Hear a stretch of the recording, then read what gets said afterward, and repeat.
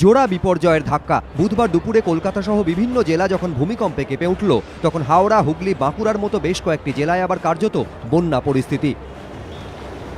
মাইলের পর মাইল শুধু জল আর জল। কোথাও গ্রামকে গ্রাম জনশূন্য, কোথাও জলবন্দী হয়ে বাড়ি আঁকড়ে পড়ে রয়েছেন মানুষ। দ্বারকেশ্বর নদীর জল বাঁধ ভেঙে ভাসিয়ে দিয়েছে হুগলির বহু গ্রাম। এই ছবি আরামবাগের ঘোষপুরের।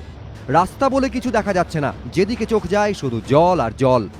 এই মুহূর্তে আমরা ঘোষপুর পঞ্চায়েত এলাকায় রয়েছি এবং দেখতেই পাচ্ছেন বিস্তীর্ণ এলাকা জুড়ে শুধুই এখানে জল।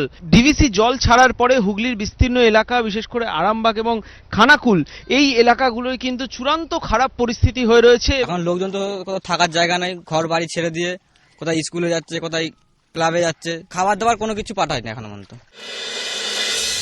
একই অবস্থা আরামবাগের গৌরহাটিতেও। এখানে বন্যার জল ঢুকে গিয়েছিল স্কুলের মধ্যে। জমা জলে নষ্ট হয়ে গিয়েছে বইপত্র এবং স্কুলের রান্নাঘরে মজুত করা খাবার দাবার।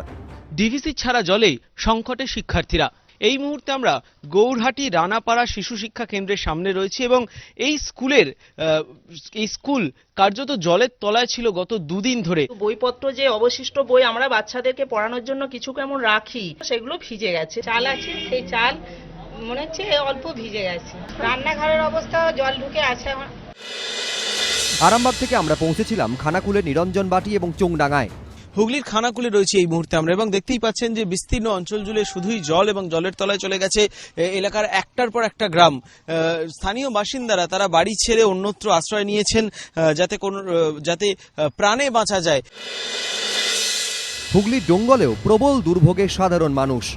খাবার নেই, জল নেই, অনেকের মাথার ওপরে ছাদও নেই। কিভাবে দিন কাটছে তা শুধু এই মানুষগুলোই জানেন। এই মুহূর্তে আমরা আরামবাগে রয়েছি এবং আরামবাগের কিন্তু বিস্তীর্ণ এলাকা এইভাবেই জলমগ্ন হয়ে রয়েছে।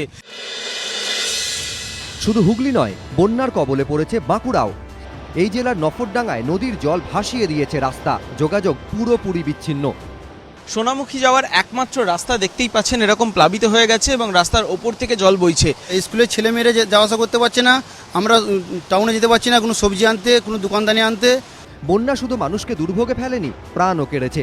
পশ্চিম মেদিনীপুরের ঘাটাল, হুগলির আরামবাগ এবং হাওড়ার উদয়নারায়ণপুরে জলের তোড়ে ভেসে গিয়ে মৃত্যু হয়েছে 3 জনের। সমিত সেনগুপ্ত, এবিপি আনন্দ।